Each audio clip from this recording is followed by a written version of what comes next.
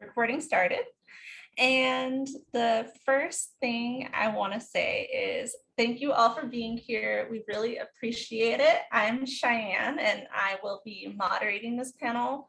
I'm also part of Fulbright Latinx, who is kind of the grant holder, the whole reason we're able to have this type of meeting.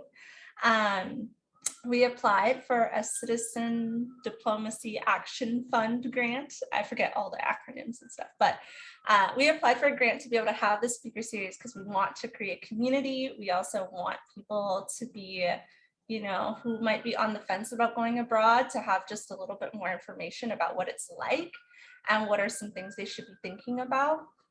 So we're really, really excited to have our 3 speakers here today. And I will let each of the speakers introduce themselves and then we'll kind of start to just get into it. So Sabrina, do you want to go first? Yeah, sure. Hi, I'm Sabrina. I'm originally from Miami, Florida. I use she, her pronouns, and I'm currently in Argentina now in La Plata, which is about an hour from Buenos Aires, the city, studying disability policy implementation in Argentina and how it varies throughout the country and the role of disabled people's organizations in it. I graduated from William & Mary in 2018, and after that, I worked for the Department of Justice, Criminal Division, Office of International Affairs. I'm a proud daughter of 2 Cuban immigrants and identify as a disabled Latina. Thank you so much. Either of the panelists that want to join can start next.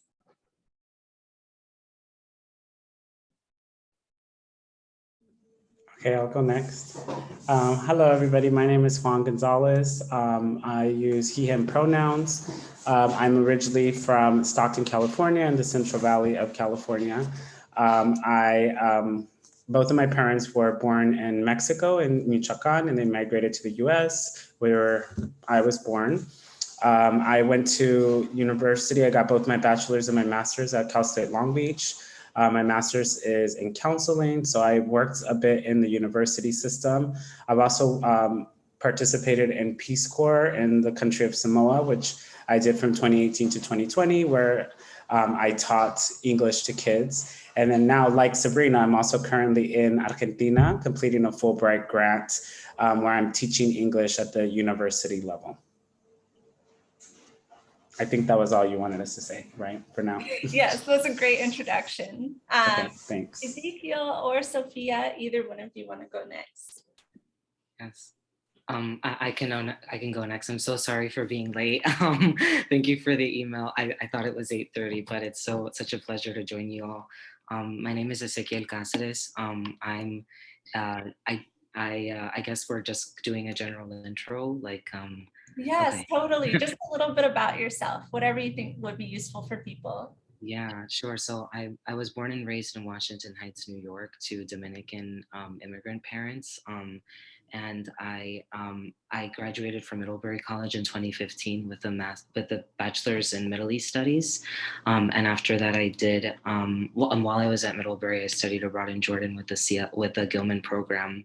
And then after I graduated, did CLS for Arabic in Jordan as well. And then right after CLS started my Fulbright experience. And I think I remember Sophia from CLS.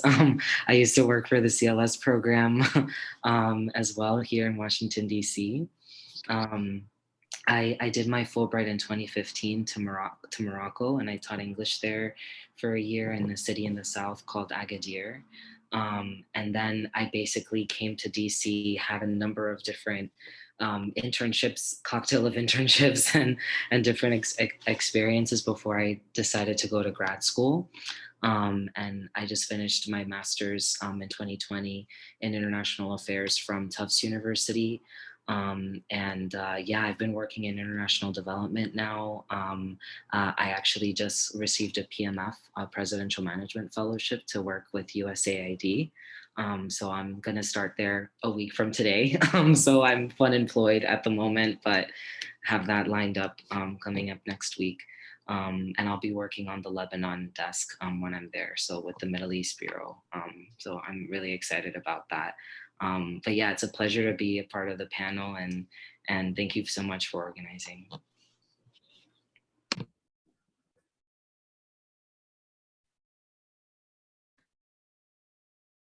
Oh, Sophia, I think it's you. Perfect. Hello, my name is Sophia. I use she, her pronouns. I'm currently in a hotel lobby in like northern Peru. So I'm sorry if like you hear the bell at the desk or whatever. I also did like just get food poisoning yesterday. So we're really feeling like the travel. But yeah, I was born in Lima, Peru, and adopted and grew up in Minnesota. And I've spent a lot of time in Minnesota since, kind of my youth. I went to the University of Minnesota for undergrad and grad school. So I studied history with a minor in Asian languages and literatures, hence 2 CLS programs in China studying Mandarin. I was in Dalian in 2017 and Changchun in 2019, and they were both amazing experiences. So Ezekiel, it's great to see you. And then I went and pursued my master's degree in education with a focus on social justice. And I worked as a social studies teacher in middle school for the past couple of years, and am now taking a sort of break from the classroom, however, doing pedagogy development research for a Fulbright here in Peru. So I'm based in Lima, but I'm doing a full survey of the ways in which the implementation of equitable sports programs in the country contributes to students' academic and emotional well-being. So that's hence why I'm traveling. I'm doing a lot of site visits these next couple of months in different parts of Peru. So it's been really cool, and I'm really happy to talk about more experiences with you all. So thanks for having me. Yes, thank you all for introducing yourselves. Wonderful introductions. I think for the audience, you can see that the panelists we have here have a wide variety of experiences. They've been to many different countries, have many different backgrounds. And so we're trying to get like a good mix so that there can at least be something that every person that's attending this or seeing this on the live stream can be able to relate to. And just like a tiny little bit about me before we jump into the questions and the panels and all the Q&A, all that. I'm Cheyenne Garcia. I already said with Fulbright Latinx, but my study abroad experiences, I went to Japan first, then I did a Gilman in England, then I did my Fulbright in the Netherlands. So I've been to quite a few different places and had a few different grants as well. But I am very excited to get to talk to everyone about their experiences and what it was like on each of their grants. And so I'm going to ask some questions, but I think that in the spirit of talking about all of our full experiences, if you've been on multiple grants, feel free to take a longer time talking about each different one when I talk about experiences. Feel free to just say anything that comes to mind. And at the end, there will be a Q&A. But of course, if you have any questions, feel free to put them in the chat. And that also goes for the live stream too. I will be periodically looking at that to see if there's any Q&A questions for our panelists. And there will also be no order, so feel free to jump in whatever calls you. But the first question that I think we'll start with is a little bit just zooming back to those early days before you ever went abroad or before you even were in any country. What inspired each of you to want to go abroad or to apply to your program in general? Like, what were some of your inspirations and memories that come to mind?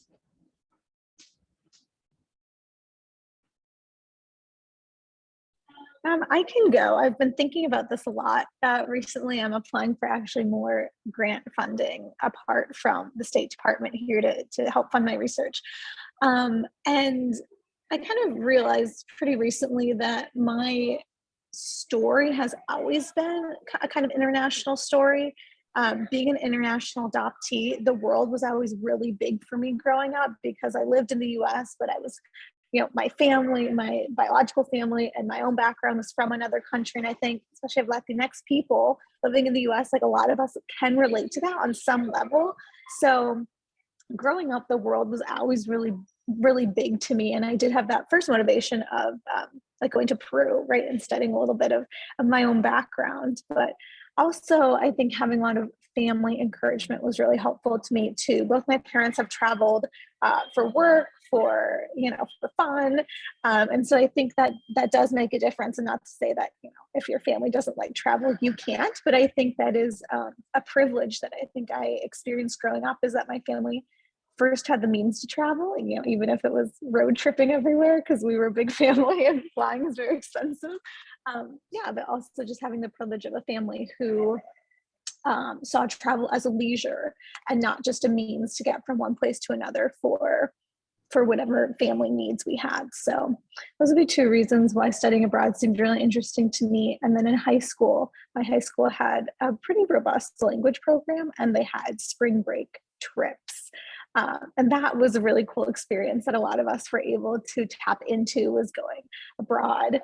That was my first time in China, was in high school. And that really just like continued to expand my worldview to a whole another part of the world that I hadn't even considered going to. So I think a lot of the younger years really helped shape my world.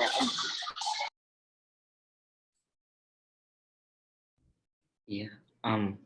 Oh, Sabrina, did you want to go next, or someone? I think someone unmuted. I'm not sure. But yeah, just to piggyback off of what Sophia was saying, I think it was definite. I think my upbringing definitely influenced my desire to like just go abroad and things like that. I definitely grew up within a very specific enclave. I'm sure everybody knows In the Heights, the musical and stuff like that, but it's definitely like I can relate on many levels to that.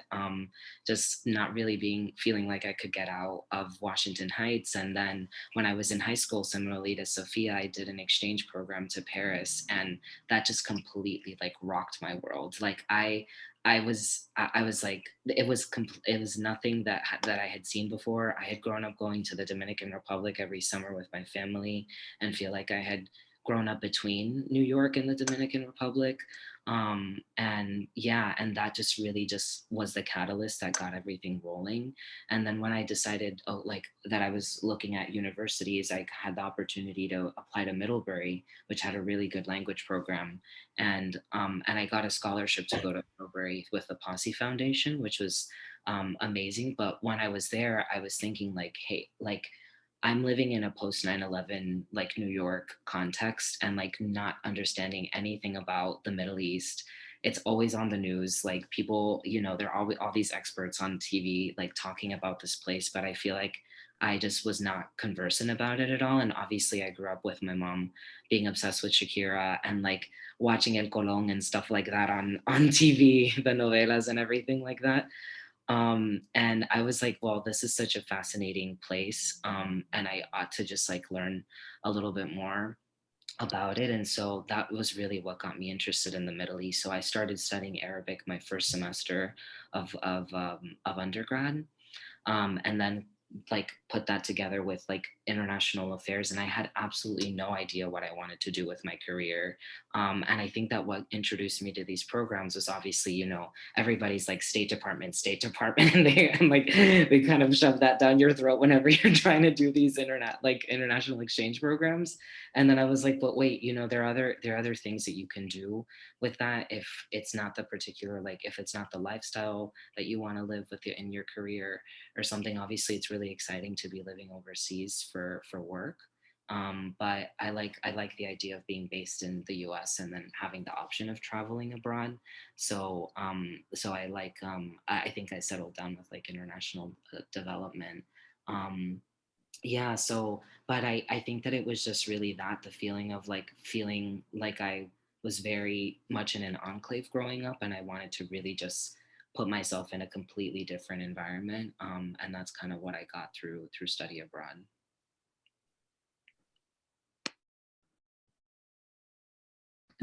I can go next. So for me, the reason why I chose Fulbright was because I was really passionate about Latin American studies, mostly because of my identity, of course, and also disability studies and engaging in disability justice. But when I was looking at like the job market, I wasn't really finding much of an intersection of that.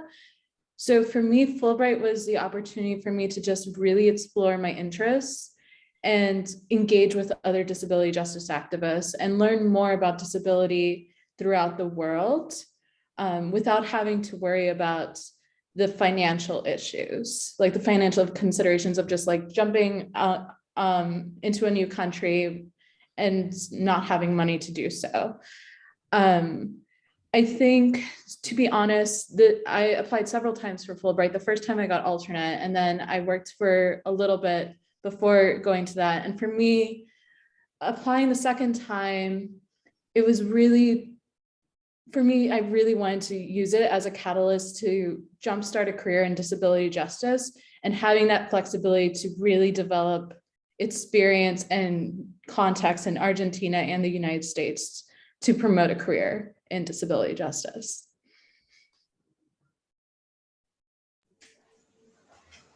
So for me, I think one of the things that definitely was always, like I've always was growing up wanted to like get out of like kind of like the reality that I was in. I think just growing up as a queer Latino in the space that I was in, it was kind of like this idea of like, you know, the life that is for me is like not here, which obviously that kind of evolves over time. But growing up, it was, I grew up with a limited income family. So it was very difficult to like think about like traveling as a reality for me. Even while I was in undergrad, I had to work multiple jobs. So it was, I never really had the space to like leave the country for a semester to study abroad or leave for a year. So it was always, even if I could have worked it out, I never thought that I could at that moment. So it wasn't until after I actually finished both my bachelor's and my master's, and I was already in a full-time job and kind of like, you know, just getting into that routine that I realized like I need to allow myself to experience more. And it really all kind of came to a head for me when visiting Mexico with my parents, because we used to go a lot when I was younger, and then I kind of stopped going. And when I revisited Mexico as an adult for the first time with my parents, I kind of started to see it through their lens. And then just thinking about, you know, my parents being 14, 15 years old and migrating to the US and kind of going to a place where they don't speak the language, where they don't understand the reality, and then shifting their whole lives to adjust to that new space really made me think like, wow, like my parents sacrificed their reality, their life in order for me to be living the reality that I'm living now. And that kind of really pushed me to be like, you know what, I can take a break. I have the luxury because of them to take a break from this job and this kind of like path that I was conditioned to think that I needed to be on, you know, to like get jobs, to get this, to get that. So then that's when I was like, I'm going to do Peace Corps. So I joined Peace Corps. I went to the country of Samoa, and in a lot of ways, Samoa reminded me, like it was easier for me in some ways because it reminded me of like Mexico and other like community-based, family-based cultures. And growing, and as an anthro major in my undergrad, I really like just was really interested in different cultures and the different like subcultures within a culture, especially, you know, as like a queer Latino in the US, being part of multiple subcultures. It was just kind of something that I was always interested in. So going to Samoa, I went in that lens. And that experience really shaped how I travel and why I travel, whether it's for work, whether it's for pleasure, whether it's for study, and really making sure that I respect and honor the spaces that I'm becoming a part of, and not just kind of like do it to do it, if that makes sense. So that's when Fulbright came in, because I still had, after Samoa, I had interest in being in a Latinx country, being in a country that maybe have similarities, you know, assumed similarities, because I didn't really know yet, to like Mexico and Central America, which is what I was more familiar with being from California. But getting to Argentina, I learned really quickly. You know, there's a lot of things that are easy and a lot of things that aren't. But that was kind of like, has been my motivation. And I think I just want to continue to be an example to my family. So I'm the first person to receive degrees and to live abroad and to do a lot of the experiences that have done. So I think it's just in a way opening those doors for the kids in my family to know that, you know, it is an option for us regardless of what our income level is. And that's mainly what the kind of thing that I like to share, even with my students here in Argentina, is sharing that, you know, going abroad to study or to work, it shouldn't be limited to by like how much money we have or we think we, you know. So that's kind of like been my goal with traveling, is just making it something that seems more realistic for people who may have had similar like beginnings like I did. Yeah, those are all amazing answers. And I feel like we really got to know you each. And I think also it's important to talk about how each person kind of had a different trajectory. I love that, like, some people started traveling in high school or like as children. Some people didn't travel until much later in life. And that there's a program for each step in life. It doesn't have to be like you just study abroad in college or high school or it doesn't happen. I think that's something that people might not know about. So the next question, kind of moving a little bit towards like the logistics, I guess, of going abroad. How did you find out about your program specifically? So each one that you went on, and who were some key people that you talked to or that were helpful or useful to you? Did you feel like you had the resources to help complete your application, or did you kind of feel like you did it on your own? What was that experience like? I'll go ahead and start. I think that I was very fortunate to be at a school that was very well resourced on this and had an extensive, like career development program, a study abroad office that had all of this information. And there were, there are always like the news announcements that come out of all of the Fulbrighters that we have, of all the, people who win these prestigious national awards. I think that I really just had found out just from like looking at it from my school. And I think that I got a really significant amount of help. Shout out to Lisa Gates if she's looking at this at all. She was my awards counselor, like basically the awards counselor at the writing center and like career development center that we had at Middlebury.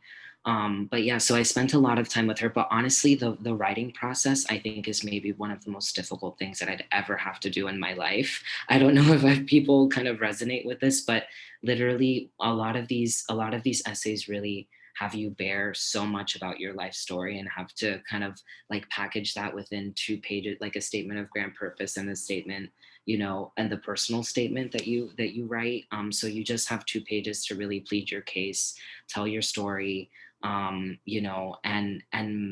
and say like, okay, this is why you're the most deserving, like, or qualified person for that. And I'd seen that, not just through, I initially saw it through Gilman when I did it in 2013, but also with CLS. CLS makes you write a lot. I know from the application, it was just really extensive, many questions. Fulbright is a lot shorter. You're just writing two essays essentially. And yeah, and I think that every single time it was just it was such a process of introspection, of looking back and thinking like, what exactly do I want to accomplish in doing and going on this program? Why do I care to go abroad? What is in it for me? And then also the fact that it's an exchange program. So it's like kind of what Juan was saying, it goes both ways. You're trying to also bring value to the communities that you're going to be a part of when you're there, and so that's also something to keep in mind, and have them gain access to different resources and things like that. But yeah, so I think that I got a significant amount of help, but ultimately the hard part, which was the writing process, was really like a process that I had to do on my own. I could get enough guidance and stuff that I could get from this woman, Lisa, who knows, what the successful ones, like the successful essays look like. And she kind of can steer me in the right direction, but ultimately I'm the one putting words down to paper and, saying what my story is and how the award could get me to the next stage and what I could bring to the communities abroad.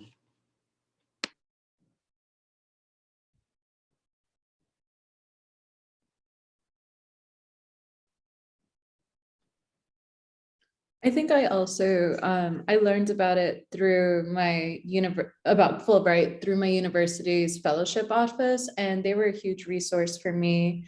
They have what they call peer scholarship advisors, which are basically undergrads who help review essays. And the peer scholarship advisor that I was assigned was a lifesaver, wonderful human. And but I felt like I also looked for resources outside of my university, especially when I applied as an alumni. Mainly because like I wasn't really seeing tons of people applying to Latin America or tons of Latinos applying from my university. So I had other resources to help me, including friends, including some professors, but I also reached out to like current grantees in Argentina to help me learn more about what does it mean to be a successful Fulbright candidate in Argentina. And I think for me, that was a really helpful resource, especially the second time I applied. Yeah, I think for me, very similarly, is the university connection was key with both Peace Corps and Fulbright. So at my university, when it came to Peace Corps, we had a Peace Corps recruiter that was housed at the university. So it wasn't necessarily just for university students, but anyone could have worked with them. And while I was in grad school, I met with the recruiter and kind of just got their perspective on how their experience kind of like shaped their career choices and just their life in general. And I think just using some of what I shared in the first question, and then also thinking about how like I had gotten everything I thought I wanted as far as like a full-time job with a certain amount of salaries and degrees and all of that. And I still didn't feel like happy. So then I think taking that space to like do an opportunity like this really made me just feel better about the choices that I was making and the reasons that I was making them. So talking to this person, it became kind of like this like impromptu therapy session. And I was like, you know what, I think this is going to be what I need to try to do. And then the application for Peace Corps is because it is like a service-based program organization. There are those pieces of like your personal statement, like a lot of the programs have, but then also what service means to you and how like conducting the service years will help you and what you plan to bring to the communities. So I think for anyone interested in Peace Corps, it's definitely like doing that self-reflection and trying to avoid that like savior mentality, but instead thinking about like, how is this going to be a intercultural experience, regardless of what the economic status will be of the communities that you're entering. And regardless of what your economic status is. So yeah, I definitely, it was a very personal, like reflection-based experience writing for Peace Corps.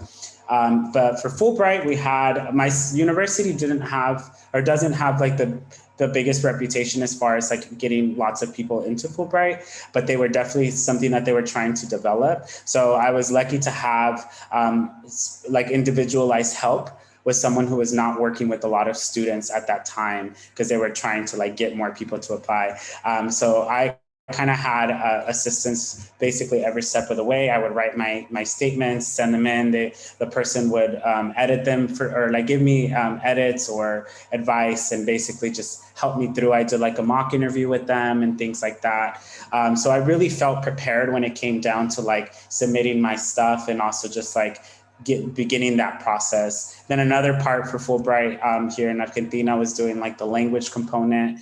So as a native speaker, I felt like, I'm ready to go. But then when I did the language test with a professor, it was definitely like a little bit of like, okay, it's not more like, it's a little bit more than just like being native, but also just, writing, reading and all of that it's a different level. So it took a lot of help. But like I said, luckily those connections were there at the university to like assist me along the way. And Fulbright was 2 years after I wasn't a student there because they were still supporting alumni through the process. So yeah, definitely say like look for resources. And I know Peace Corps specifically has recruiters that aren't specific to people that are in a university. It's just regionally, there's usually Peace Corps recruiters in most areas in the country. Yeah, I love what everyone's been saying. And first, let me just apologize. I think there's a birthday party happening like very close to me. So if you hear any like whoops or whatever, there's like definitely a cake and someone brought a crown in. So I think something's happening. But to be honest, when I applied to CLS, the Critical Language Scholarship Program, I did not know what it was. I only saw it because I just happened to read like the department newsletter, you know, that you might get sent like every week from your school. And it was just our Asian Languages and Literatures department. And it just said like free summer in Asia. It's like, this seems awesome.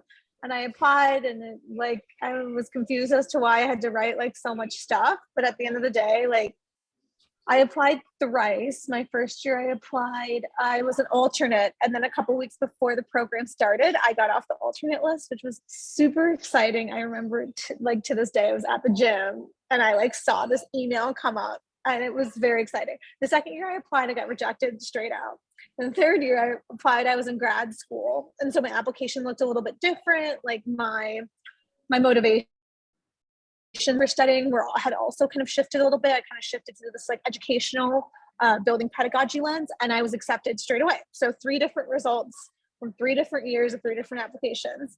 So some advice I'd have is if you're not sure where to start with studying abroad, like check to see if your department has any like recommendations or information, because that's how I found CLS, and that opened my mind to like everything the State Department offers. This like might be a hot take for this panel, but you also like can look, the State Department has some awesome programs and like I have had a great experience, but there are so many programs out there from so many institutions and sources. So like, if it's not for you right now, like if you don't want to do CLS or Fulbright, but you know you want to study abroad, like do not let this stop you. Like these are awesome programs, and yes, we're going to gas them up because we've had great experiences, but there's like so many other experiences. My study abroad in Peru in undergrad was through CIEE, which is like a US nationwide study abroad service. So, find something that works for you and don't let other people and other people's experiences cloud your own validation, because you getting abroad, if that's what you want, is the best thing for you. When I was looking at Fulbright, it was when I was in my master's degree program. And it was also like one of those things where I was not super ready to be like out in the workforce right away. Like I went straight from undergrad to grad school. I was studying education. I was getting a teaching license at the same time. And I like wasn't sure if I was ready to start my teaching career right away. And so it was one of those things where I knew I wanted to study education. And I had really good experiences in an undergrad study abroad program in Lima, where I played soccer, like college futsal there, and like have like so many wonderful friends who are still my great friends today. And so I kind of merged like my personal passions of sports with like my academic passions of education, kind of put those together into a project. One thing about Fulbright that was a cool tool is there's somewhere, if you like look online, there's like a Fulbright map, and it shows the you can click on all the countries that there's Fulbright commissions, and it'll tell you the focuses that those countries have. So that helped me decide between applying to Fulbright China or Fulbright Peru. So Peru, like when I was applying, was interested in education and sports.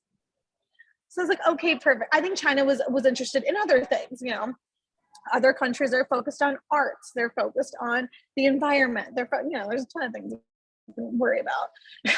So that just worked out too. So that helped give me a little bit of direction too, as in terms of what country I want to go to.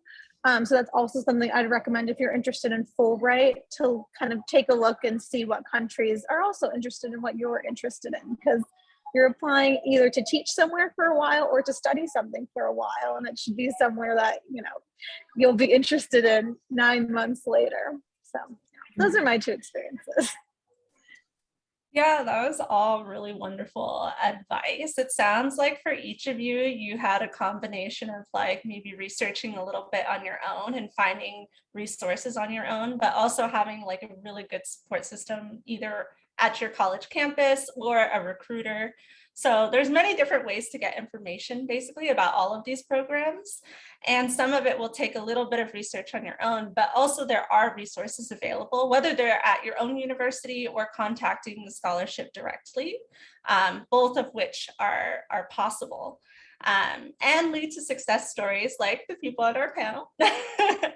So the next question I have is a little bit more, it could be application related. I know that writing came up as maybe a slight barrier, but are there any other barriers you all experienced to going abroad in general, whether that was like logistically, financially, mindset wise? And if you had any barriers before you went abroad, how did you overcome them?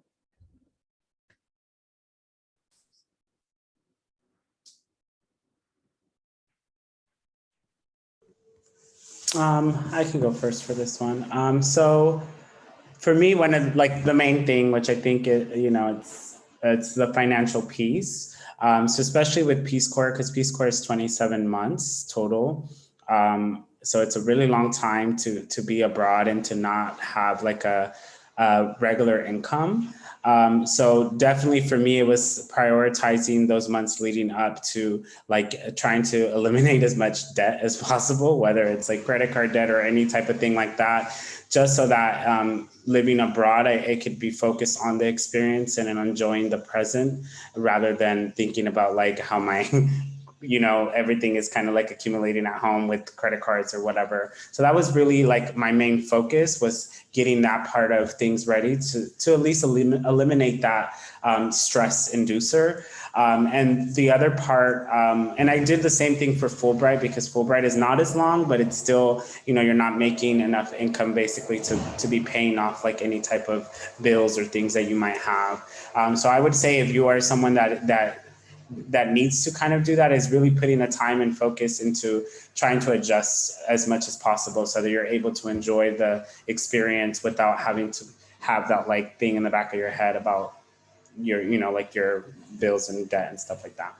And then another part was definitely the adjustment from not living in the US, especially if you've never done it before, because it's not like going on vacation, because you are creating your new reality, your new life in a new country. So it's figuring out how are you going to create that routine? What are the things that are going to be a part of your routine? So for me, realizing like it's very important to make sure that wherever I'm living, there's somewhere that I can run.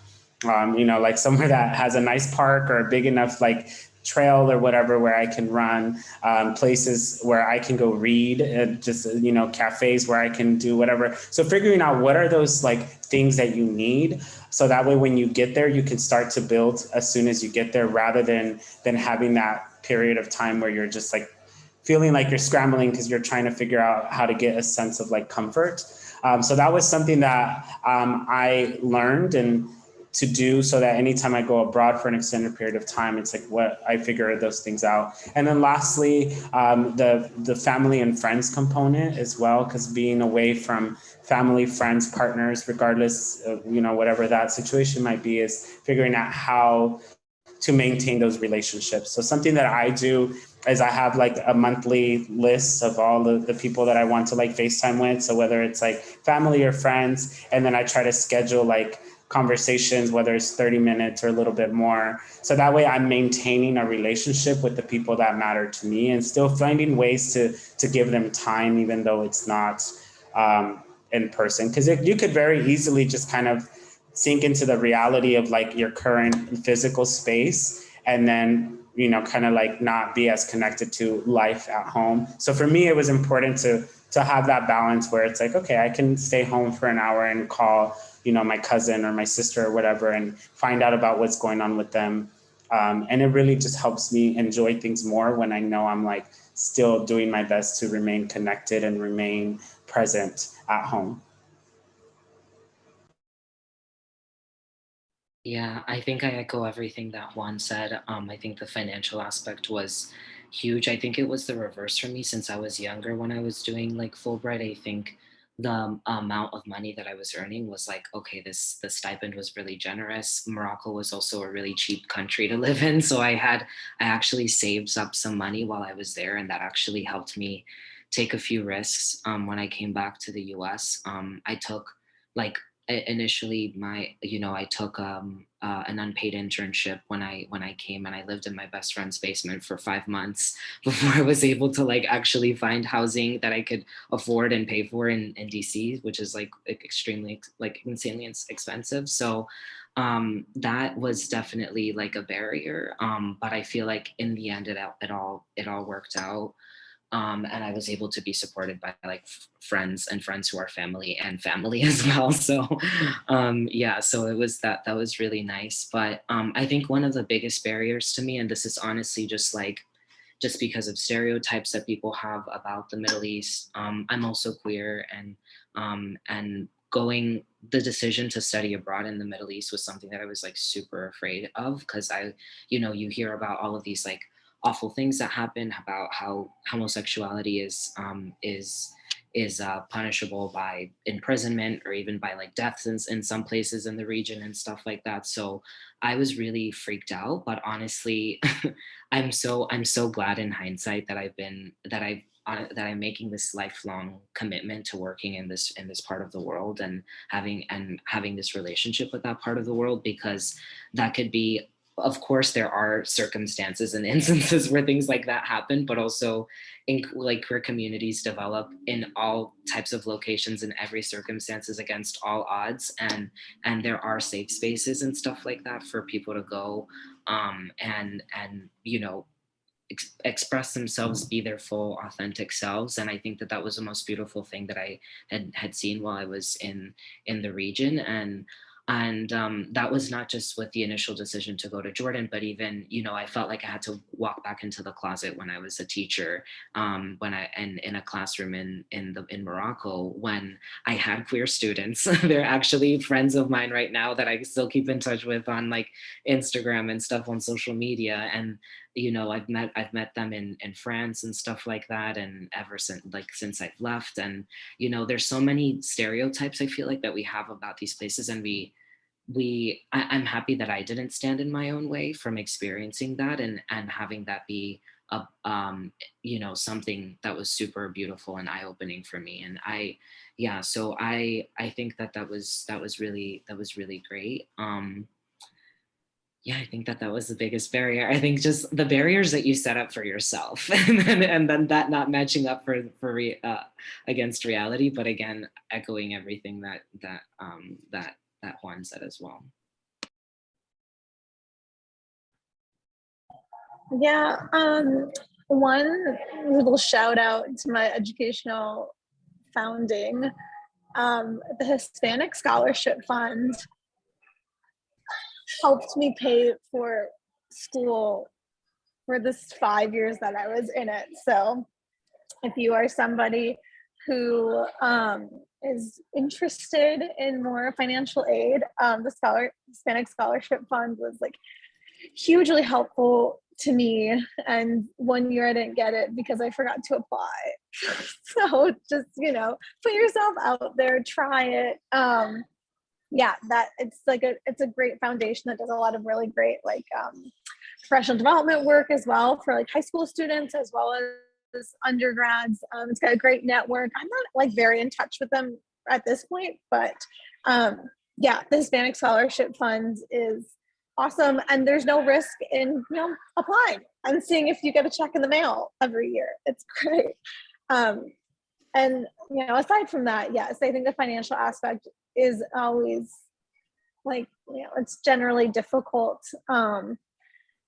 I have resolved it by trying to apply to fully funded programs like CLS and Fulbright. But, even with that, I'm in Peru and I'm applying for more funding because, it's enough money to get by.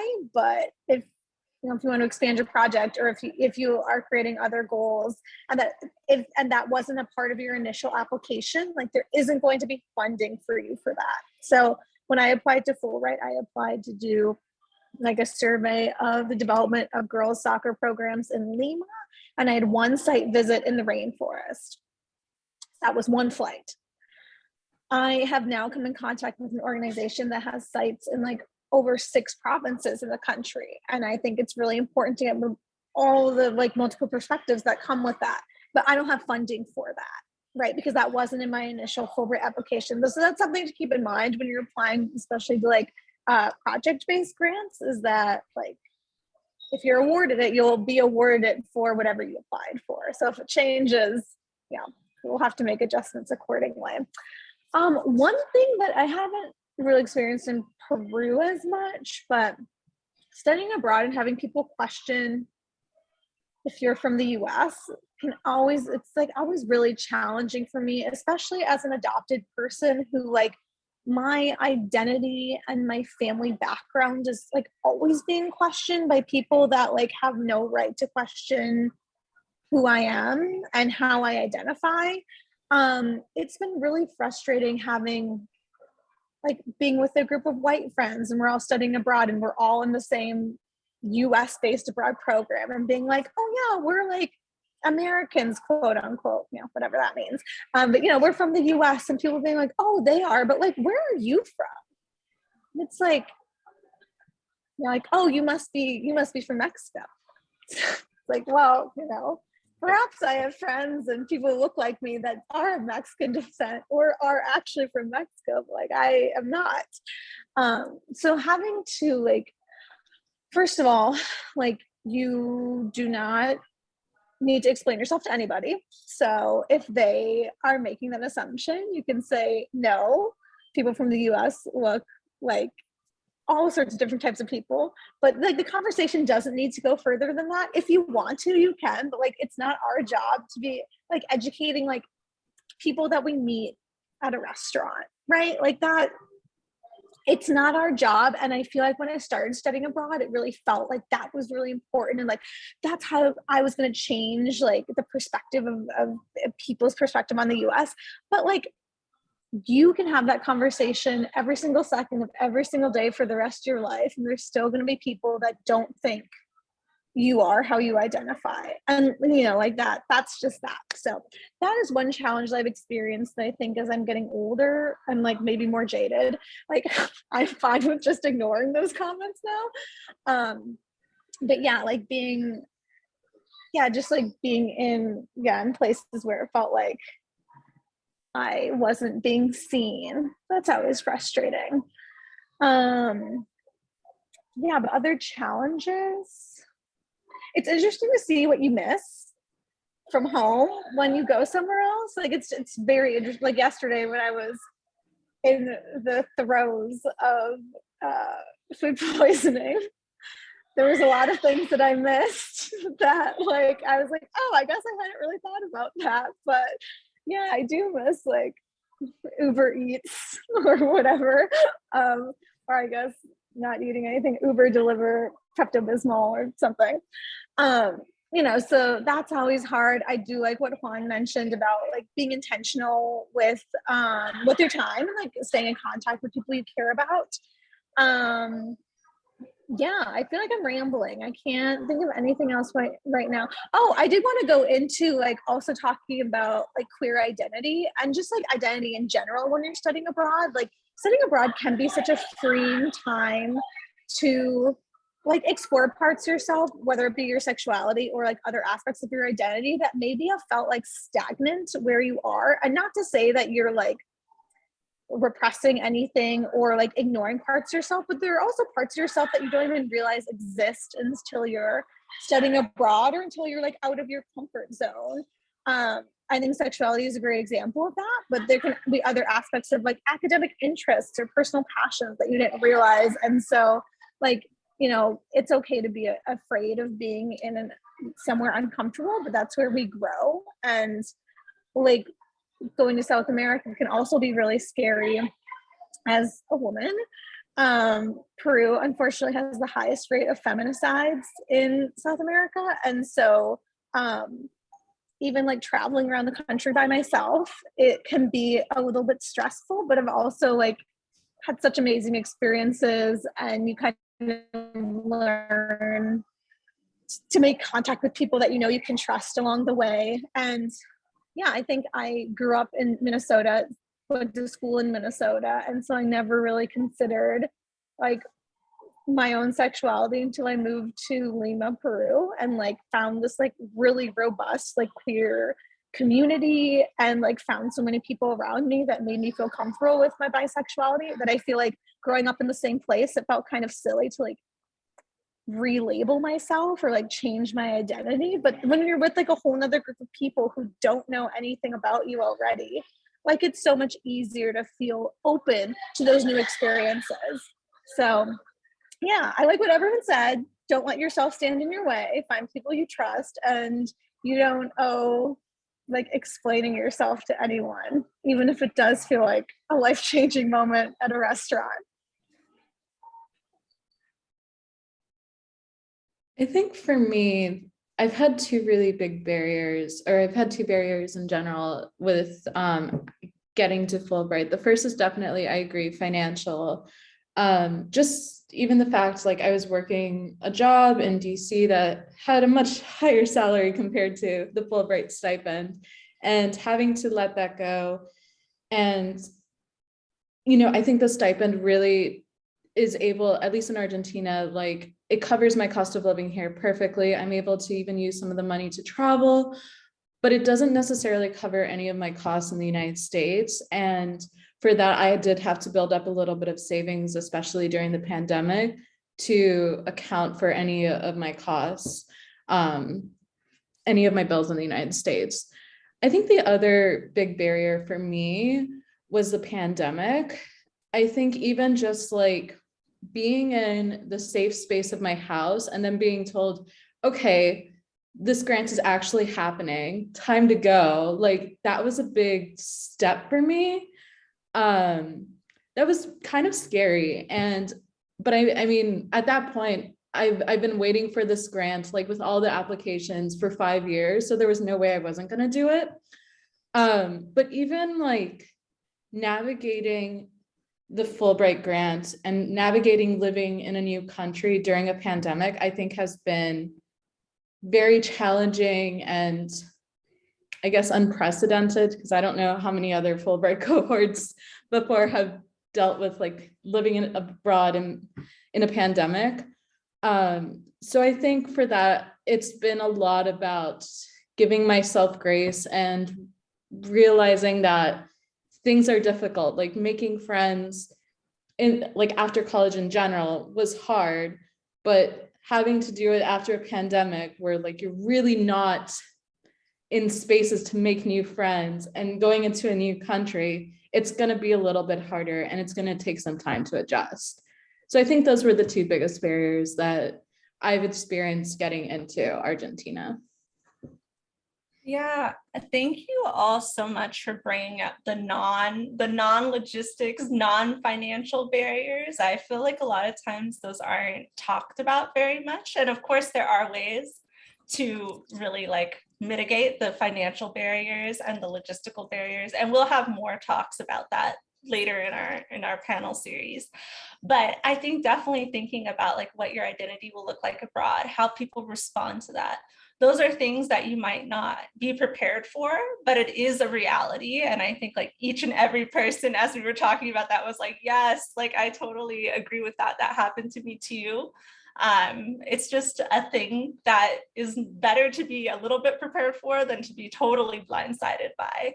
So I'm glad you all brought that up. Since we're getting closer to the end, I'm going to try to like maybe squeeze together a few questions, but I think you all covered kind of your challenges abroad, but I was interested if you could describe maybe your overall experience abroad, each one, if you went to different countries, and like what was the highlight or like something you're like, wow, I'm so glad I did this because I had this experience, anything like that. Also okay if you hated your experience and you'd love to openly talk about that. I don't want to bias the answers here. Yeah. So yeah, I'll start. I think that, so both of my experiences, both in Jordan and in Morocco, were like horror stories. Like there were definitely things that happened that I would not wish on anybody to happen, like the worst of the travel stories. Yeah, I could go on and I can go on about that later, but I still was so intrigued and really, really wanted to continue because I feel like in those difficult moments, like exactly kind of what Sophia was saying, when I was uncomfortable, those were the periods of growth, and those were the periods where I was really learning like a tremendous amount about myself. And so I went back for a second time. Both to Jordan and Morocco. So I went to Jordan in 2013 with Gilman, had like an awful homestay situation, and then also got scammed by a taxi driver. And then when I was in Morocco, I essentially, this is complete suspicion and conjecture, never confirmed, but I think that I was kicked out. Like I was kicked out by my host mom because I think she found out that I was gay, and then was like not down with that. And then also like yeah, the program that I went with initially to Morocco, I was supposed to teach English as a volunteer for 8 weeks. I only taught for 2. And then it was so awful that I was just like, okay, I've had it, I'm leaving. And then I like went off to France, and then stayed with my French host family from high school, which I still keep in touch with. But anyhow, but yeah, so even though there were like these horror stories, like I think that like I was still very curious for more, and I'm so glad that I gave myself the opportunity to go back, because the now, having gone through those experiences, I knew the ropes. I knew how to like hold myself in street smarts and things like that. And honestly, I stand by this. I think that my Fulbright ETA experience, it was very difficult initially. I got food poisoning. I was closeted, and I didn't know how to navigate like the situation at school and everything like that. But honestly, it was one of the best things I'd ever done. I met one of there was another ETA in the same city. That's why I asked Sabrina and Juan if they were together, because I was paired with somebody else in Agadir in the south, and she's still like one of the most important people to me in my life, and that's just a lifelong friendship that I'll keep forever. And yeah, I think it was just incredible to be able to be a teacher. I think it's one of the most rewarding professions that you have, especially when you're learning a language, because there's those like aha eureka moments, like, oh my gosh, I'm speaking and I'm allowing myself to get understood and everything like that. And as a language learner, I love seeing and like knowing what that's been like for me with several different languages that I've learned. Like seeing that in other people is incredible. Um, and knowing that I have a part in that is also really rewarding too. So yeah, I think that those were the best parts. I love Morocco so much. I was able to travel all around the country during my Fulbright ETA. I still haven't been to the desert. That's the one last thing. I like left all the touristy things for other when people would come to visit, and nobody ever wanted to go to the desert. So still, that's on my bucket list. And I will go back to Morocco. Yeah, and then with Jordan, I just love it. I think that yeah, just the culture. It's a small but very mighty, beautiful country, and I think it was really great. So, and it's similarly to just while I still have the floor and the the microphone, I think one of the hardest things is really like going abroad as a light skinned like Dominican. I don't present as someone who's Dominican. I'm very ethnically ambiguous. I think people don't read me as Dominican or Latino even when they meet me. So it was really frustrating when I was going abroad, and people not like first not knowing that I'm like American, but then not believing me when I don't when I say that I'm Dominican. And then everybody's like, no, but you're Egyptian or you're Tunisian or you're Moroccan or you're Palestinian. I got Lebanese this last time. I got from South Asia. I'm like, how the hell am I from South Asia? I don't understand where you get that from. So people get really creative sometimes. And it's always fun to see that. Yeah, but I think it's yeah, even if you have an initial bad experience, quote unquote, I'm really happy I gave both Jordan and Morocco second chances, because I just completely like I love both countries so much, and I'm really happy that yeah, I got to have go for seconds. Yeah.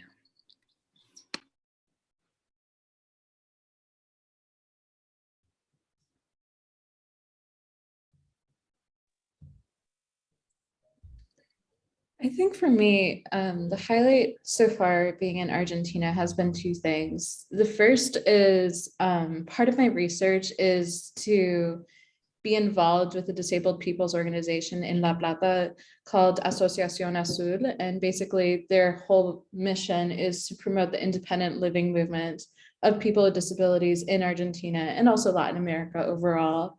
And I think that my relationship with them and the connections that I've created is probably one of my favorite things, if not my favorite thing in being in Argentina. There's such a welcoming and kind and caring community that I'm very, very grateful for them, because I think that they've made my time in La Plata a million times better.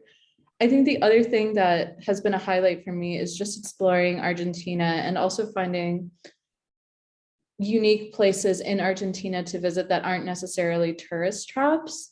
So for example, I just spent a week in my landlord's hometown, and I was able to explore some beautiful parts of the province that may not be known. Like, for example, this 50-year-old Irosia up a mountain that she went with her grandmother. That was absolutely a breathtaking view of Cordoba.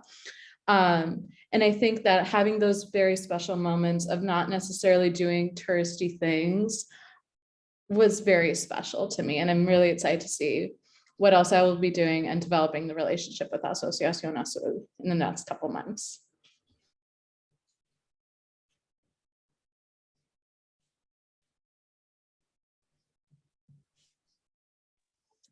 When I think of highlights and I guess lowlights, I my two CLS experiences were both in the same region of China, which was awesome because I feel like I just got to know that region really well with 2 summers like being spent there. But they were really, really different experiences. And I would say my first one, the location was amazing. I didn't get I was close with my people, the other participants, but we were all living with host families, right? So we're all living separately, having our own kind of unique experiences. My host family experience was interesting. My host dad, I guess I call him my host uncle, he worked as like a cargo ship captain, which is just a intense job. So for 6 months out of the year, you're at home because we make make a ton of money. But 6 months out of the year, you're like on a cargo ship, like going all over the world to like different port cities with all your stuff. And so midway through the summer, he left to go to his 6 months, and it was like quite sad. And like host mom and sister, like both like also get really sad when he leaves. So like the house spirit was very low, which is really tough. Also, he was a great cook, and then he was gone, and none of us could cook. So that was tough, but amazing location. Such a beautiful place in China. It's called Dalian, and it's like the honeymoon capital of China. It's like on the water. It's on the Korean Peninsula, so it's up north. Beautiful and really good food. A lot of like interesting Korean fusion food because they are on the border. And then my other CLS experience, the location wasn't as gorgeous, but the community was like super strong. We all lived in dorms, like we lived on campus. So we all were living together, and our roommates were like Chinese students. A lot of them are studying English as business or like other kind of like related I don't know, majors, I guess you would call them, or programs, but we could only speak Mandarin. Our language pledge was upheld, and it truly was.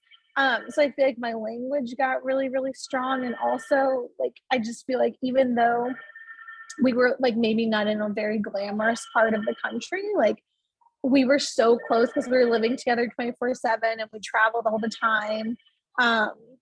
Yeah, so that was awesome, but like 2 very, very different experiences. We definitely weren't at the honeymoon capital of China. We were actually at the like automobile manufacturing capital of China. So like cool cars, there are lots of cool cars everywhere. And then in Fulbright, like so far, it's been such an awesome experience. I think every time I get to a site visit and I'm I'm like gathering quantitative and qualitative data for my research report. And so I get to a site, so I get to like a soccer practice, and I'm a little bit stressed because I have to like do all of these pre and post surveys. I need to interview everyone who's there. I need to like talk to community members. And then like every single time as I'm like midway through the soccer practice and I pull each child individually to like interview her about her experiences, I like look at the field and everyone's playing soccer and like laughing, and it's just so like innocent and pure, and like kid joy is something that's just irreplaceable, and also something that I don't think is as valued right now in the world.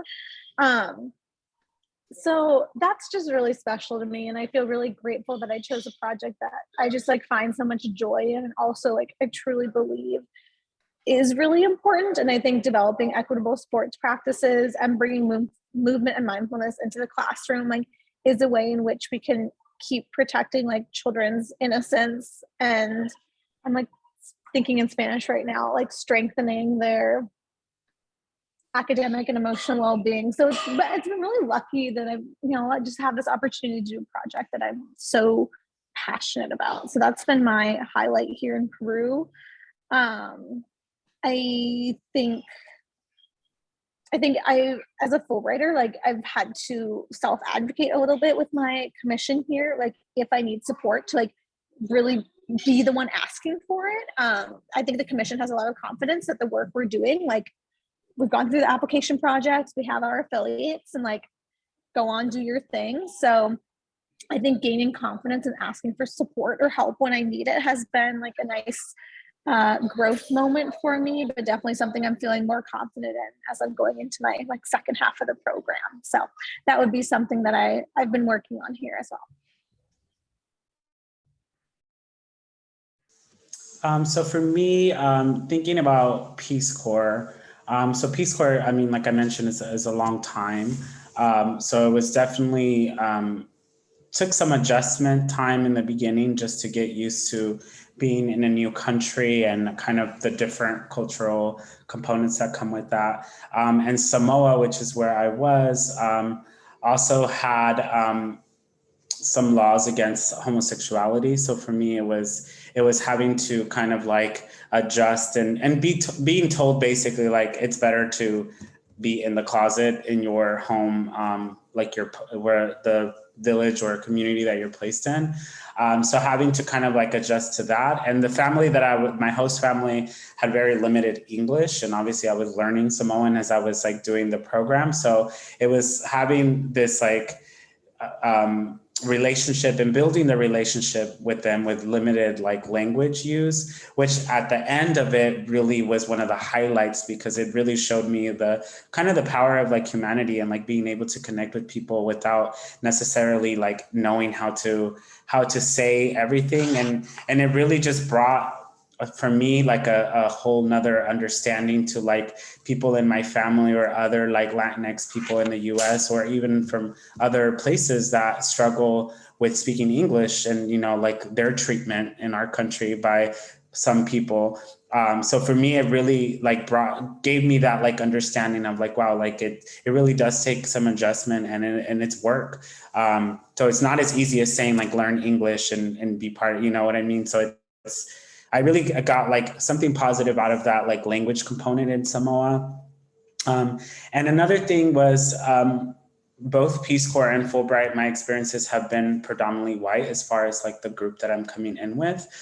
So for me being Latino and also just being first gen and coming from like more limited income beginnings, and also being queer, like all of that kind of like intersects where it's like limited support from your peers as far as like their level of understanding, where it's like I don't want to have to teach someone how to support me when I'm having a conversation with them. So one of the things that really helped in Samoa was my relationships with the other POCs or the other BIPOC people in the group, and the other like queer identifying individuals. And it really kind of creates this really strong community, because we're not only all in a new country, but we're all also like super minorities in our cohort. where we're facing challenges that our like white peers don't necessarily always fully understand. So that was one of the challenges, but then the highlight was the wonderful relationships that I've created with those people that are like best friends with me now, and people that I'll carry through the rest of my life, that I met thanks to Peace Corps. And overall, like the experience was very positive because of the Samoan cultures, the communal approach, the family approach, which is very, very, very Latino to me. So it wasn't something that was like strange to understand, like how family is kind of like at the center of the culture. So I was very comfortable with that, and finding those outlets, like, you know, maybe I couldn't be openly queer in my host village, but, you know, when it's the weekend in the capital, it's on and popping, you know? So it's like finding those like outlets and those spaces to be fully yourself, and recognizing that those moments where you're not able to do that aren't a reflection of who you really are, but are a reflection of the work that you need to do. So it's like finding kind of like the positive side of like being in the closet again, which is not always easy. But yeah, so overall it was great, but unfortunately I was part of that evacuated Peace Corps group that was in Samoa, March 2020. So my experience, luckily I was part of the second cohort, so I had completed most of my time. So my experience was cut a few months short.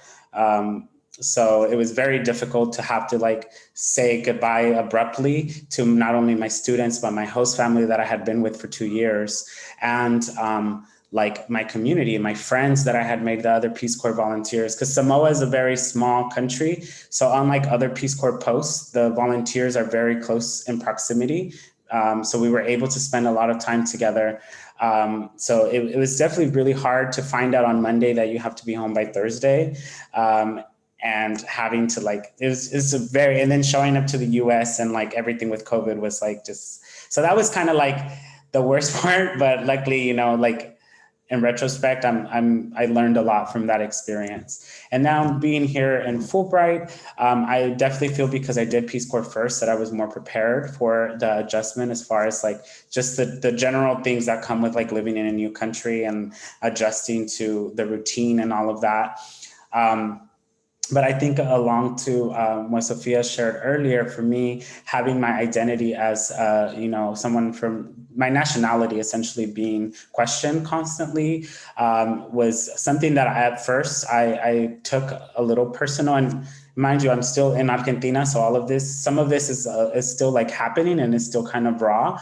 But it's like having people be like, where are you really from? And then it kind of triggers that from being in PWI spaces in the United States, where people are questioning your identity in that way. So at first I was taking it personal, and then I realized, like, you know, like Sophia mentioned, it's not my job to educate everybody on identities. But what I tried to do is also like learn more about immigration patterns in Argentina, and basically turning the conversation onto them and talking about like, well, you know, your country is also a product of immigrants. All of these Europeans weren't born here.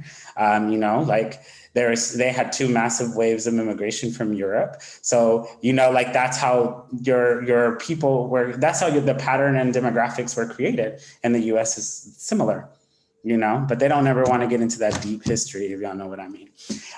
So for me, it was kind of like figuring out ways to like turn that like feeling of like uncomfortableness by needing to explain myself onto them and say, hey, like I'm here too to learn about you guys. Like, what does immigration look like here? What does racism look like in Argentina?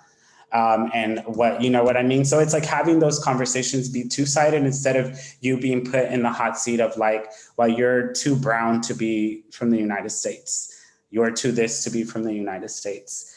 And then the last layer that was kind of a challenge is the language, because I'm already fluent native in Spanish from my parents, which has, you know, Mexican roots. So then having people kind of like look at my Spanish as less than their Spanish was very interesting, because some of my peers are learning they learned it in college or high school. So then when they come here, it's easier for them to adjust their accent to Argentine stuff because they're trying to do it as part of their experience. I'm not going to fake an accent that's not mine. Like for me, it's like I speak Spanish already. And when people say like, oh, that's not the right word, it's like, well, this is a Spanish my family speaks. So it's kind of hard to be like not take it as like, oh, you're saying that the Spanish that my family speaks is wrong Spanish, So that was kind of like a challenge. But overall, I would say that because of my previous experiences and simply just being a queer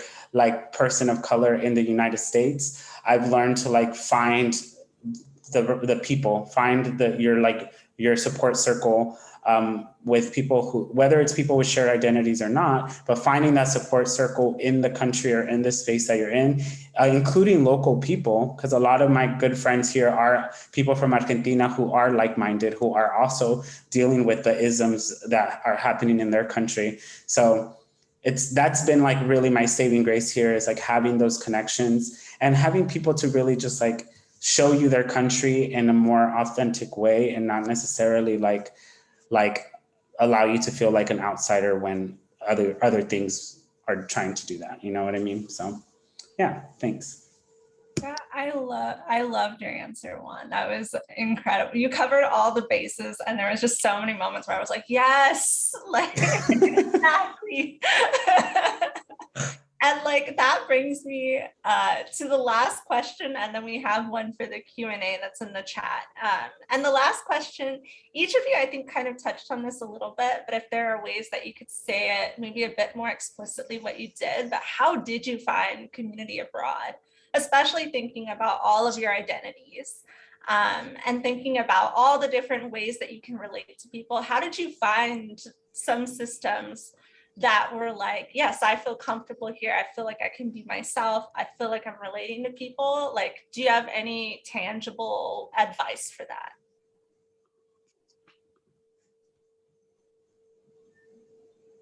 I can start first again. Yeah, so I think, so for me, it was really hard because when I was all of it was, I think, dependent on a network, which I think I think that's what it came down to, is really finding one person and then having them connect you to other folks. So that's kind of like what happened when I was in Jordan, but especially like in Morocco.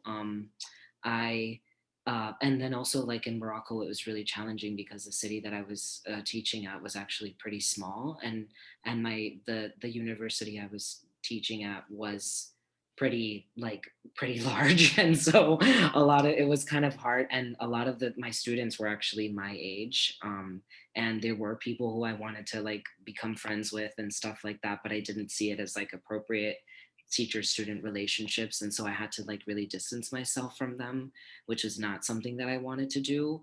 And I saw that these people are so freaking dope, like I want to be I want to be their friends, but I just didn't. I felt like reluctant to initiate those relationships. What I ended up doing was volunteering at a local organization. I think that Sabrina was talking about a place that she was working at as well. So, and through that, I was able to identify people who weren't necessarily like in the university, and then kind of like latched onto them. So like my like Darija teacher, Darija is the local Moroccan Arabic dialect. She became like one of my best friends, and once I was with her, I realized, okay, like she's down, she's okay with me being gay, she's okay, she's like, oh yeah, and not even just okay with it, she loves it and stuff. So it was just like, and so I was able to really like start with her, and then she would introduce me to her friends, and she also understood kind of like what some of my boundaries were and my comfort levels were with connecting with other people from the university, and like trying to keep my work and private life like separate. And so yeah, and then in Jordan, it was also similar. Like I had friends who were queer who had been in the city, or who had been in the capital Amman in the past. And they were, they would connect me with a friend, and I would meet them with over coffee and stuff like that, or for a drink, and then that would kind of like start it from there. So I feel like, and if you don't have a network, I feel like there are different things that you could do. I really was active in going to different cultural events around the cities, both in Agadir and in Amman when I was there, and Madaba as well.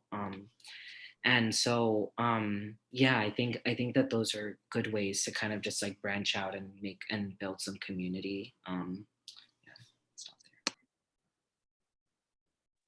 Yeah, I think going along with everything that you said, Ezekiel, like bonding over common interests, I mean, that's a great way to make friends wherever you are.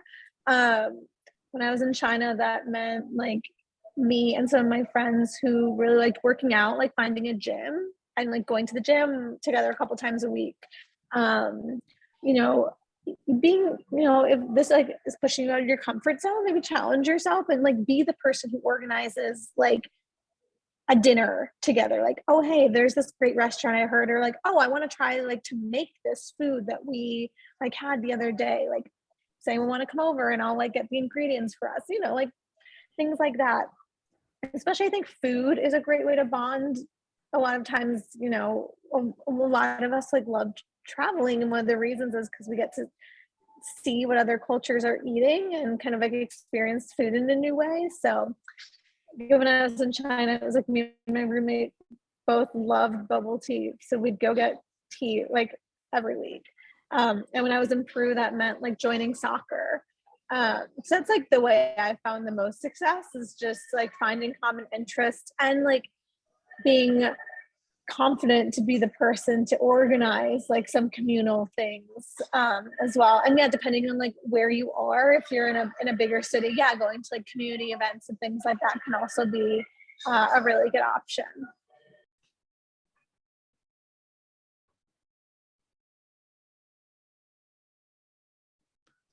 For me, finding community has been really difficult, to be honest.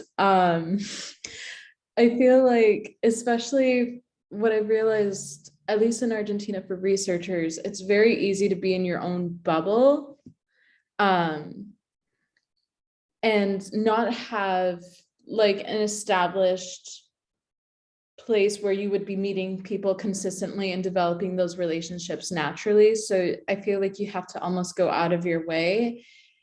And it's been successful, unsuccessful trying to find people these past 4 or 5 months. And I think the biggest community I've had is definitely with Asociación Azul, which is a disabled people's organization I collaborate with. But one big advice that I think would have been really helpful for me to know, especially since this is like my first time really living abroad, is that it takes time to get settled. It's hard to develop a community in the United States after graduation. It's going to be hard, and it's going to take time to develop that community while abroad. And it's okay if the beginning is just you taking care of yourself, learning everything, and just having a lot of me dates. That is perfectly fine. The community will come sooner or later, I promise. And for me, I think in Samoa, it was a bit difficult outside of obviously with the other volunteers, that cohort, we kind of had like just some natural connections, but simply just being, people from the United States in a different country. But for me, it was important to build community and develop connections with local people from the country. So figuring out, in Samoa, it was automatically like whoever in the village that I was in spoke English, which was very limited. So it was like a few people that had some fluency in English. So those people kind of like I was immediately connected with through the school that I was working at, just because it was like other people to speak English with. Whether they wanted to practice or just simply for me to be able to speak to a person. Because there was times where I would be in my village the village that I was placed in for like weeks at a time without going to the capital or seeing another Peace Corps volunteer. So that means that in person, I wasn't speaking fluent English or any language fluently for like weeks at a time, which could be very challenging, especially if your level in the local language is very low, which it was for me in the beginning. So it was kind of an adjustment to not have as much social interaction as I wanted to with language. So having those people that did speak English, that wanted to practice, that wanted to talk to me was like very helpful. And then eventually you just, as you spend more time and go and put yourself out there. So for me, it was important to go to like community-based events, whether I understood what was happening or not, but still just putting myself out there because people in the community knew that I was like the Peace Corps volunteer. So I kind of like, people knew who I was, but I didn't really know who people were. So it was important to go out there, meet people, and just be like a physical presence and be around the community. And then slowly try to like connect myself in other ways. And that really helped in Peace Corps, was just putting myself out there. Here in Argentina, because I am fluent in Spanish, for me personally, it has been, in the beginning was a little like difficult, but then I started to just find those spaces of things that I like to do. So whether it's like finding like a running club or joining a gym, or going to like the LGBT center in the city that I'm in, or honestly even going to like the gay club or like things like that, is like figuring those spaces that exist and connecting with them. And then kind of like making friends through that. And then also like speaking groups that often exist in countries abroad, where you have people coming from various different languages and just having like a beer together or eating a meal together and sharing stories. So that has been really helpful here, is like finding those different social outlets to connect with. And then I think also working in the university, a lot of my students are very eager to like connect with me and spend time with me. So using some of those experiences as well to like have coffee with the student or to like hang out with students and spend more like one-on-one, like personal get to know you time outside of just the academic setting. So it really was more about like putting myself into as many spaces as possible. So then I could kind of like figure out like what is that I want to be part of my experience. And then having kind of like the choice of like, okay, well, this week I'm going to do X, Y, and Z, or some weeks I might not do anything and just sit in my apartment and relax. So having that like flexibility of doing both, because I know sometimes you might feel pressured to like just say yes to everybody and hang out all the time because you want to have the intercultural exchange and you want to make sure you're living here. But then sometimes that requires like watching your favorite show on Netflix and just like, you know, eating junk food and being by yourself, because that's what's going to make you feel the most comfortable at that point. So I think just the balance, but it did take like putting myself out there in the beginning to get to the balance. Totally. It is really hard. I think Sabrina mentioned this a few times and I totally agree. It's very hard to make friends as an adult. So of course it would not be any simpler when you're abroad. But everyone, I feel like you all gave really great advice. Find people doing your hobbies, find one person that can introduce you to other people. And soon you'll have a friend group, you'll have people to talk to and go out with. So that is the end of our official panel parts. Thank you so much for joining us. I think we have one question in the Q&A, so I'm so sorry to keep you longer. If you need to log off now, you have a hard stop, like do not let me stop you. But just one question from Elena, and then we will, close our first panel. So the question Elena has, she says, Ezekiel, you touched upon this a bit, but could you please share something unexpected that you experienced during your time abroad, whether it was good or bad, and how you navigated this unexpected experience? So I'll leave this open to anyone who wants to start. I saw this in the chat and I had like something immediately come to mind, which it actually isn't my experience, but I bore witness to it. and it was unfortunate, it was a negative experience. So when I was studying abroad, and it's kind of a little bit kind of along the same lines of Juan, what you were saying about like your like Spanish and kind of speaking different Spanish, being from a different part of the world. And having people kind of shame you for that or kind of like question. But I've had friends who are adopted from other countries and speaking, learning that language from their home country because they're living in the US now. So we're, speaking English, and they didn't have the option to learn their home language or their language from their country of birth. Anyways, like being in that country and them practicing that language that's new to them that they're learning and like being really excited about that.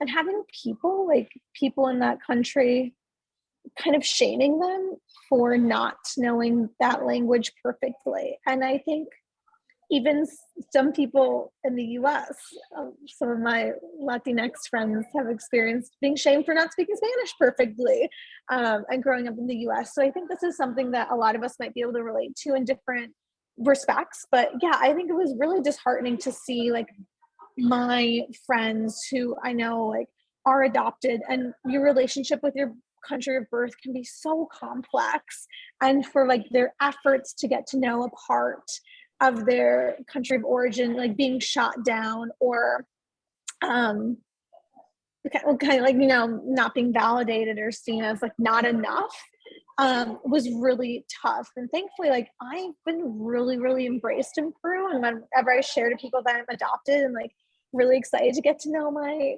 country of birth, people are like incredibly supportive and really welcoming, but unfortunately like not everyone has that same experience. I think depends on where you are and who you're talking to, so that was really hard. And I think a lot of us can relate to that on different levels. So as adoptee allies, like I just tried really hard to support them and kind of tell them that those people's opinions doesn't reflect everyone's, and the work they're doing is important. And also like if you end up studying abroad, if you're interested in studying abroad, like language is not the only way to get to know a different country. And also like not being able to speak one language perfectly means that you probably speak another language with a lot of fluency, and that's really impressive.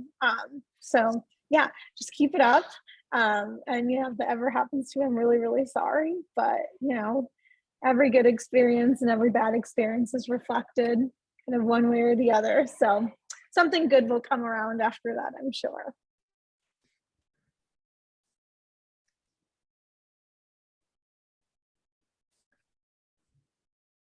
I think for me, something that was unexpected, but to be honest, I should have expected, was the perception of Cuba and Cuban politics in Argentina, especially with Che Guevara being Argentine. For me, like my parents fled after the revolution. My whole community and my family has so much trauma because of the Castro regime, and having to be questioned immediately, are you pro or anti-Castro, and saying vehemently anti-Castro, and then some people being like, trying to be like, why are you like that? Why do you have those feelings? And trying to have to justify all the struggles and sacrifices my family and community in Miami has made, and Cuban American community in general. I think that was the biggest struggle that I didn't necessarily expect. And I don't really know how to navigate that, but I think moving forward, I'm like, at most I'll say I'm anti-Castro and leave it at that. I don't necessarily feel like opening that wound in order to educate, especially since I feel like a lot of that time, the educating is more the other person being defensive and being like, no, your opinion and experience is not necessarily valid.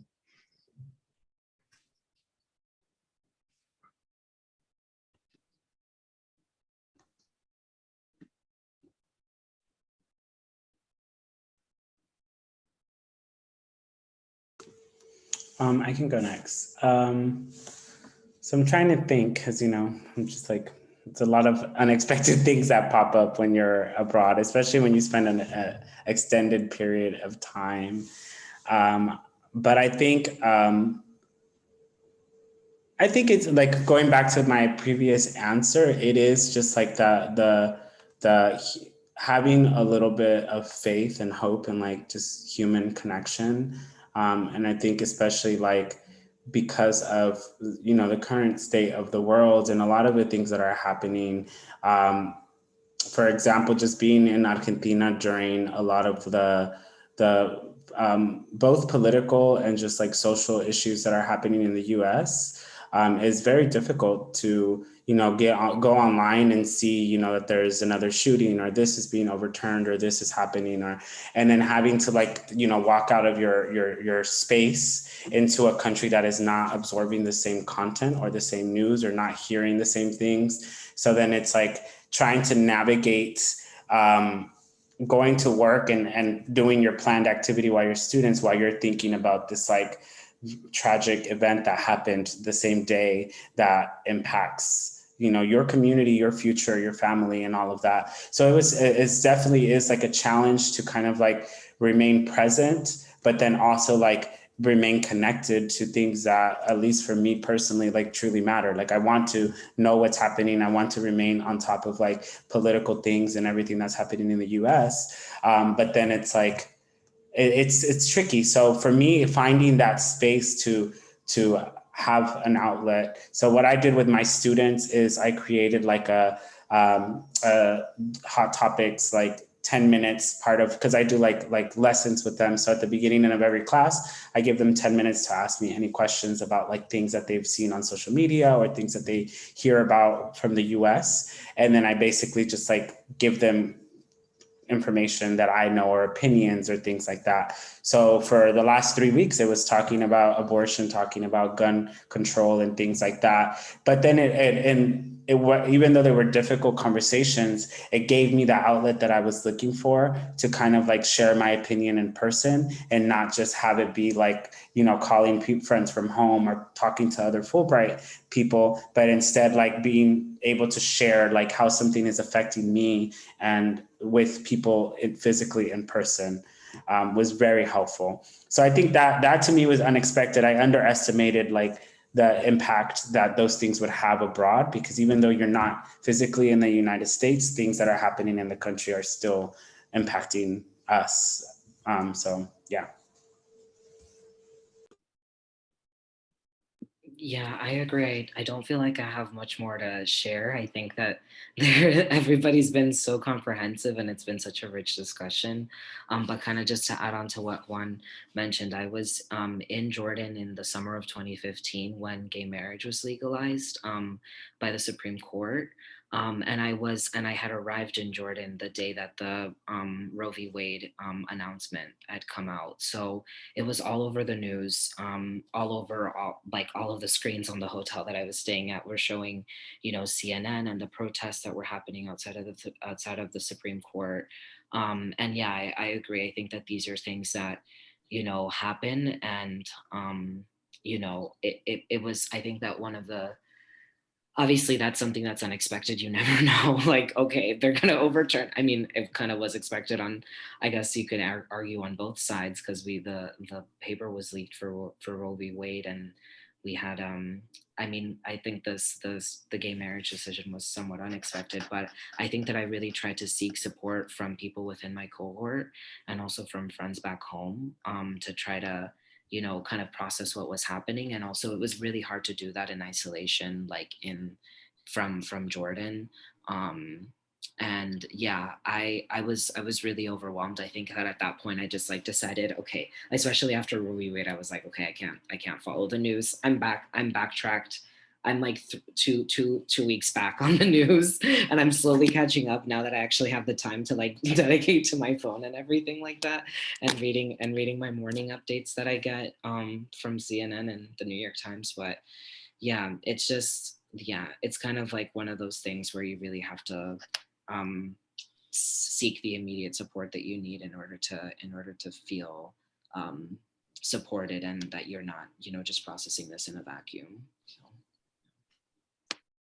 Yeah, definitely. You're still American when you're abroad. You still care about the things that are happening in America. That doesn't just like change automatically, but it is hard, I think, to not necessarily be around other people that either care about the same thing and or see issues in the same way. It is a challenge to being abroad. So that is the end of our panel. I appreciate all of our panelists so much. Like I'm clapping slowly, quietly. But I appreciate each and every one of you for showing up and giving your time. I will be in contact with like post panel details. Thanks for everyone that watched either through our live stream and or in the Zoom room. Thanks, Elena, for your question. That was wonderful. And I so look forward to having more of these panels as the year goes on. And thank you guys so much for taking the time to do this. I know that so many people got wonderful advice from all of you. And we will be using little clips from this to just promote exchange programs in general. And we are just so excited to have the possibility of maybe someone sees this and they're like, I was on the fence, but now I might actually apply. And that's like our dream. That's our hope. So thank you so much for being a part of this. If you have any questions, feel free to email me, and have a wonderful day, everyone. Bye, everyone. Nice meeting you all. Thank you so much. Bye, take care. Thank you. You all take care, everybody.